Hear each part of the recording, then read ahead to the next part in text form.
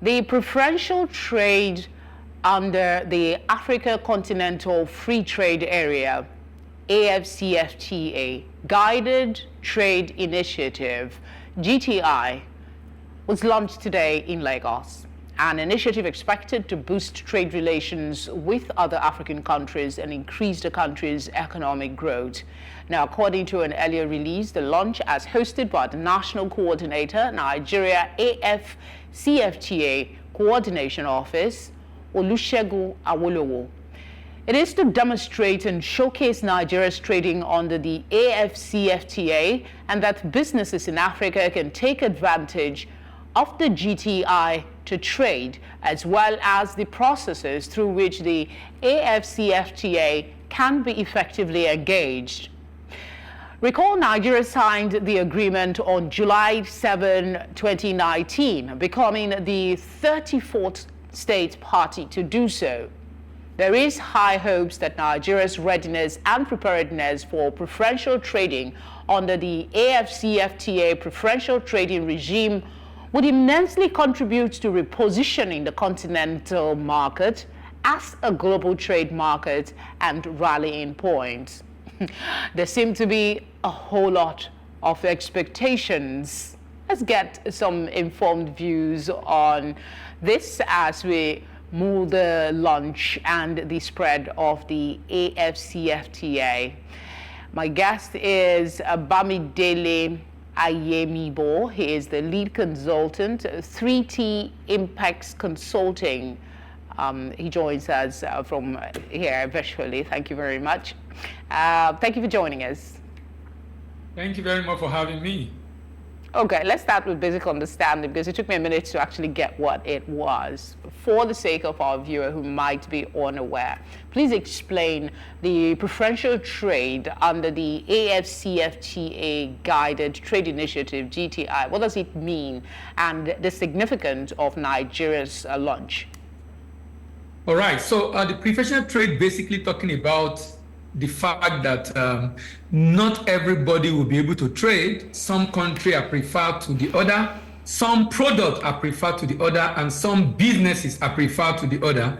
And the reason is because this is a game that has rule between countries to be able to trade together. And if there's no rule, of course, it will define the whole reason why. There won't be, that means anybody, a Chinese company, a Japanese company, an Indian company, an American company can just bring their product into Ghana, ship it into Nigeria, and say this product is a product eligible under the AfCFTA.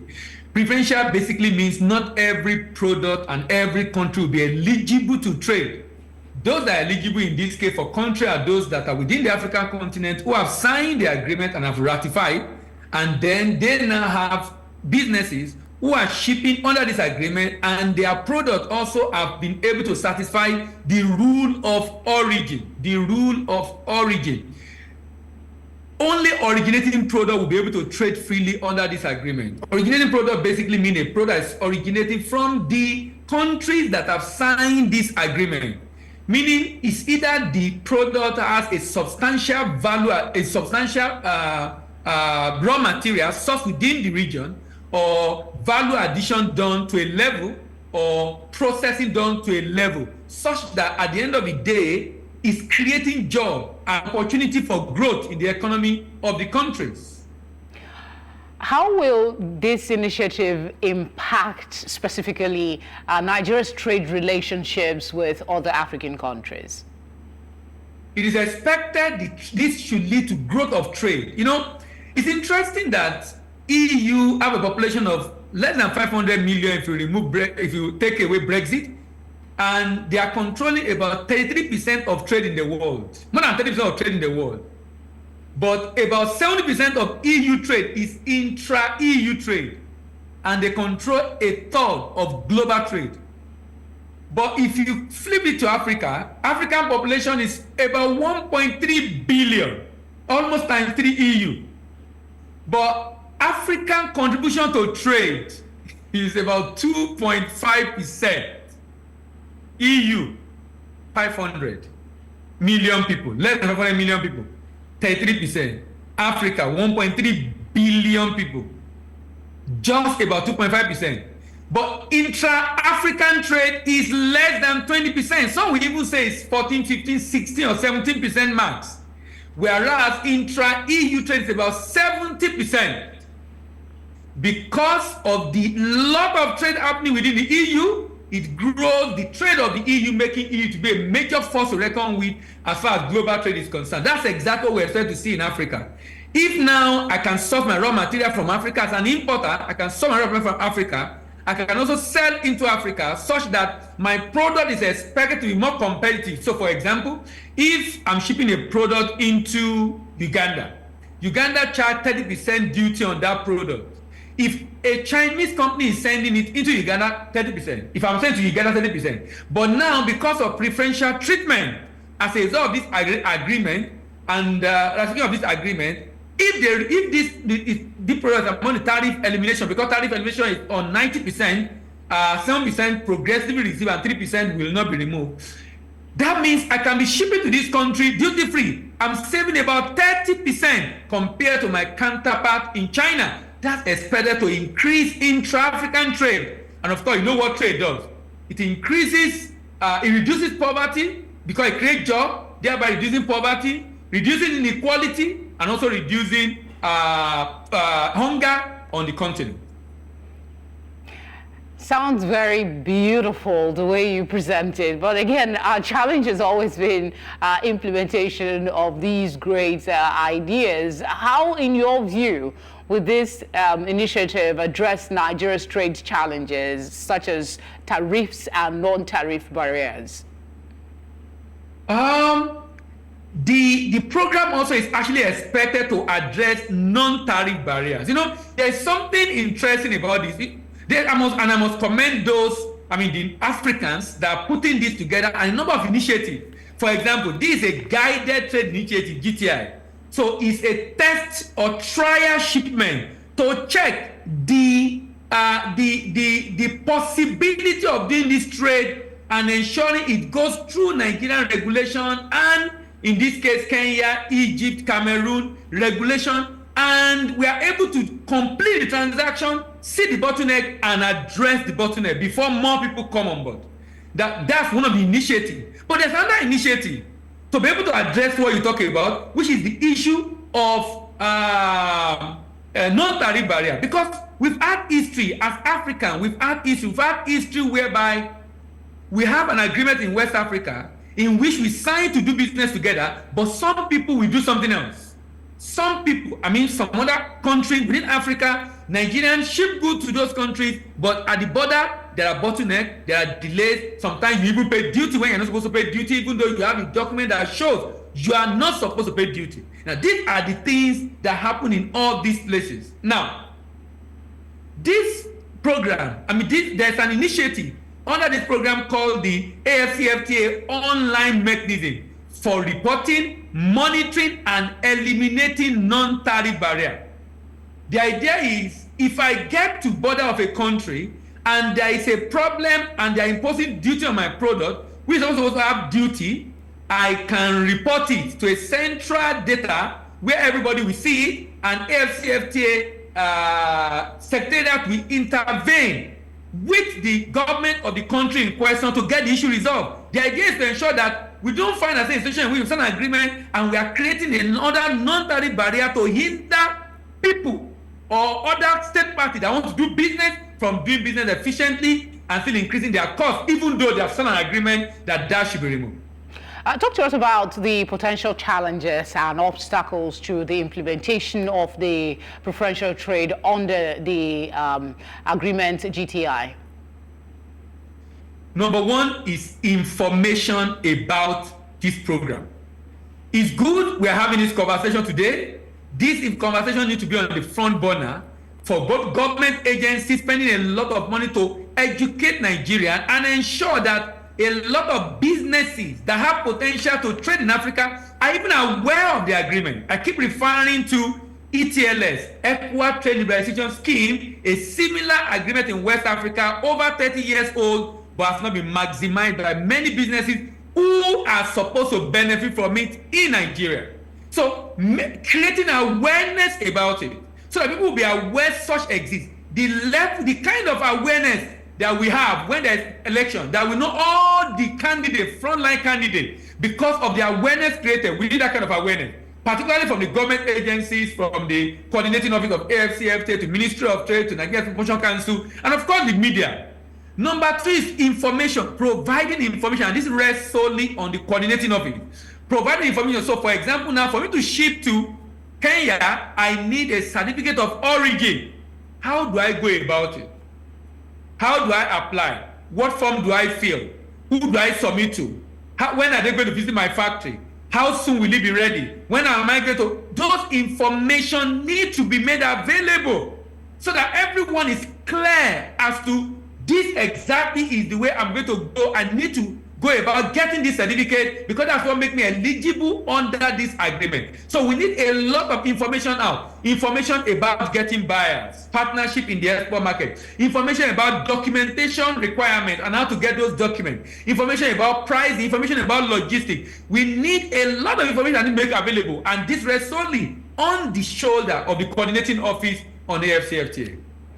Okay, so you talked about these are the 2 areas. In fact, it's information. You have to basically everything is information. Everything is information. Dissemination and availability, so people know what to do, who to go to, and where to ask questions.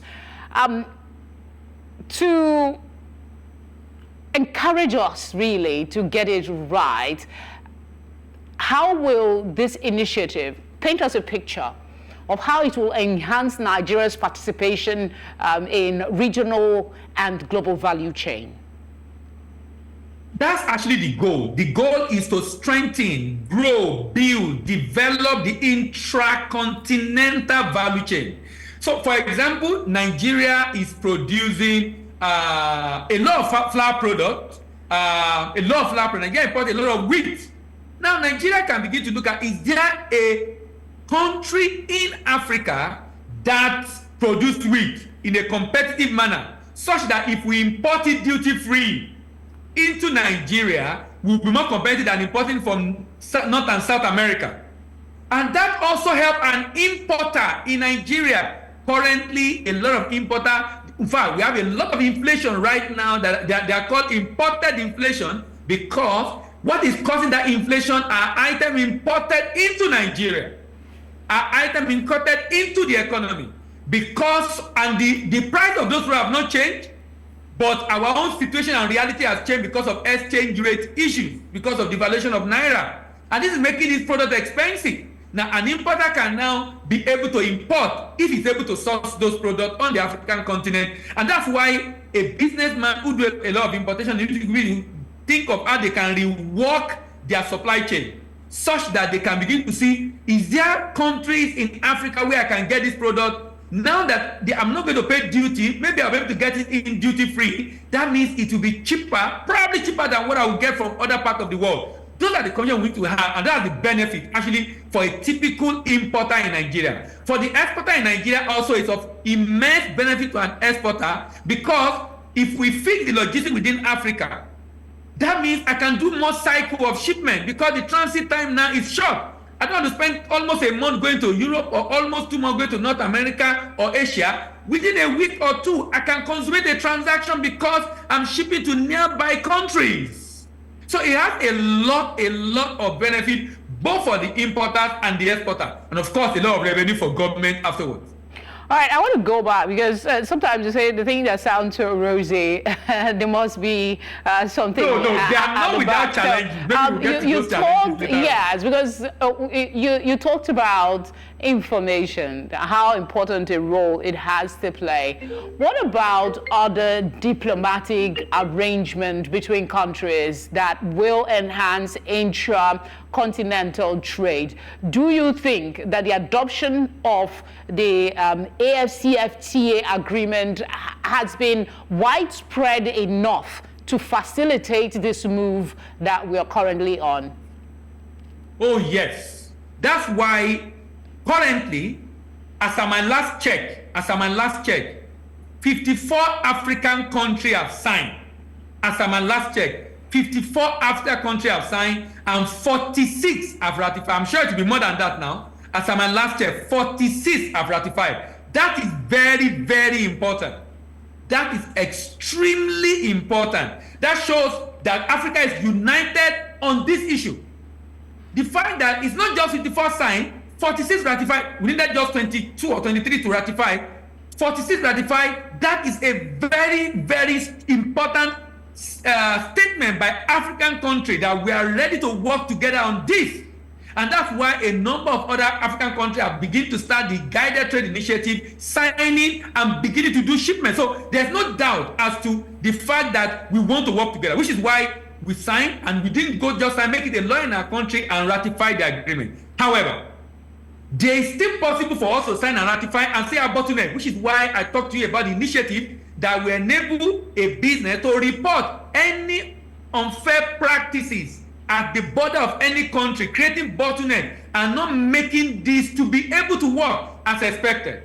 But we now have to look back and check, which is the issue I'm talking about. The issue we need to deal with is readiness of Nigerian businesses to be able to take advantage, not just of AfCFTA. We have the same issue with ETLS, we have the same issue with AGOA, trading with the US, and the same issue have not been solved as far as trading on the African continent is concerned. So that should be our concern and worry. The fact that we need to look inward and say, okay, how do we take advantage of this? This is a big opportunity. People are going to look at Nigeria. This is a market to be. I mean, over 200 million people. This is a market everybody wants to trade with. The question is Nigeria also going to be able to take advantage of that in other markets, particularly engaging a lot of businesses, SME and the like? Is it just going to be by the big multinationals or foreign companies who are in Nigeria that are able to, or domestic, I mean, indigenous businesses be able to take advantage of it? So I think we should be looking at the issue of export readiness for Nigerian businesses to be able to take advantage of the African Continental Free Trade Agreement.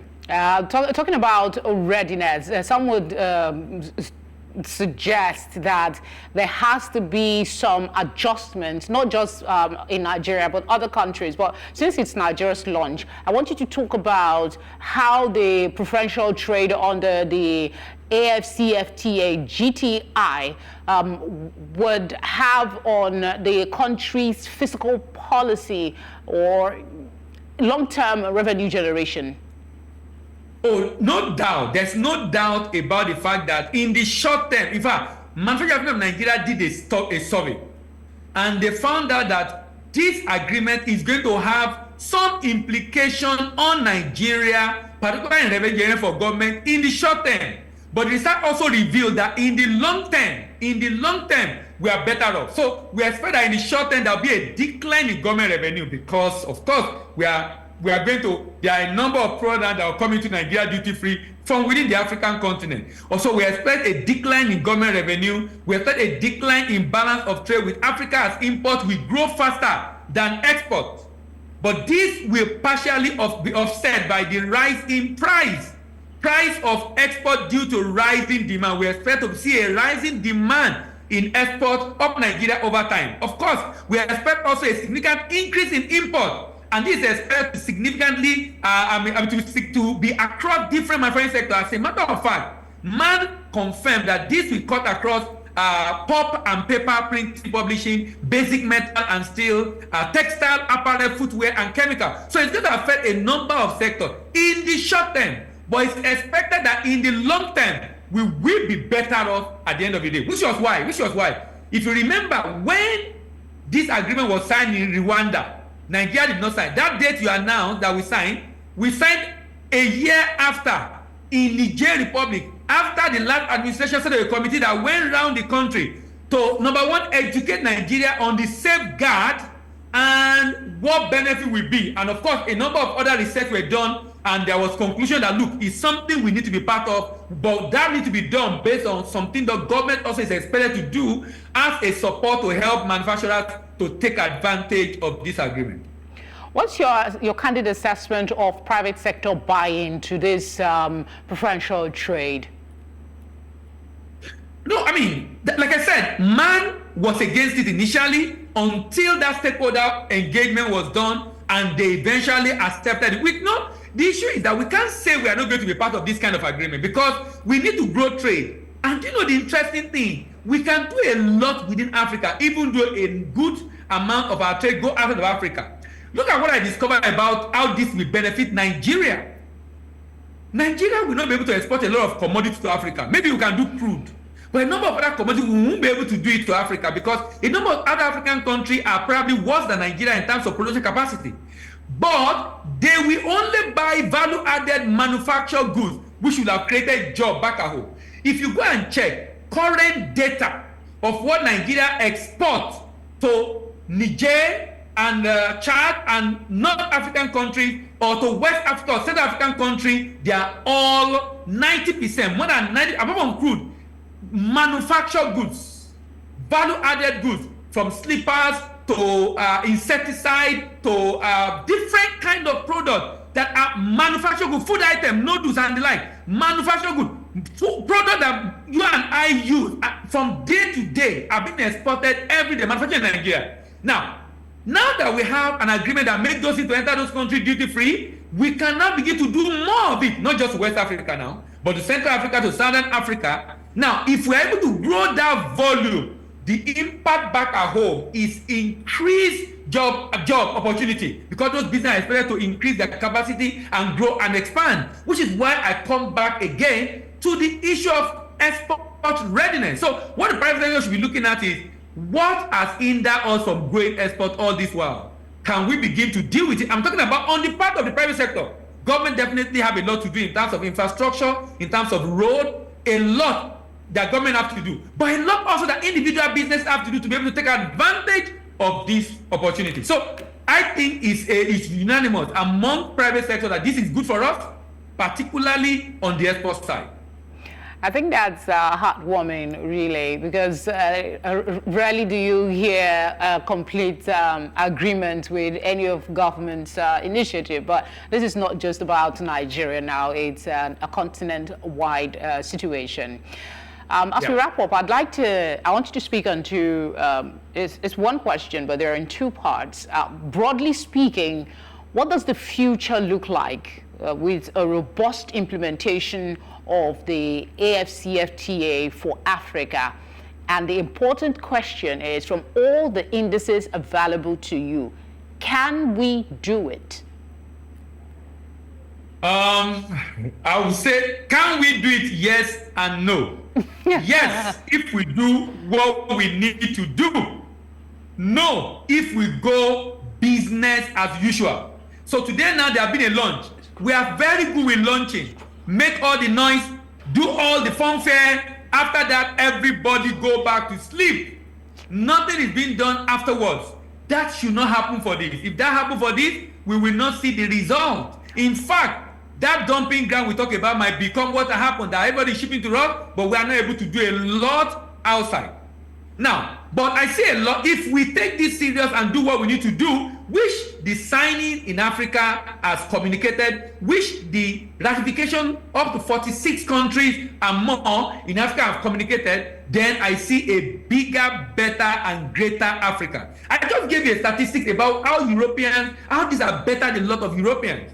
And why they don't joke with trade. They do a lot. In fact, currently, between China and Europe and EU, they are having some issues. I mean, it is for that as far as trade is concerned. Why? Because they want to guard and protect their business, the trade within the territory jealously, so that nobody come and dump. In which case, you are selling product in our territory at a price cheaper than your cost of production to be able to take out our own businesses and dominate the market. They don't want that to happen, and they are doing everything to ensure that they don't allow that to happen. That's exactly what I expected to see. I'm expecting to see in Africa. There's a lot of projection about how much jobs that can be generated, how much billions of dollars in trade that will happen, the kind of intracontinental value chain. So many projections as to the benefit of this, and I believe it is possible. We can make it happen, but we need to do our part. I'm taking the part that we can make it happen. Optimism is the goal here, with the work that is required being put in. Thank you very much, Bamidele, as always, for your kind time, for spending your time with us and sharing the insights you've provided. Thank you very much for having me, and bye-bye.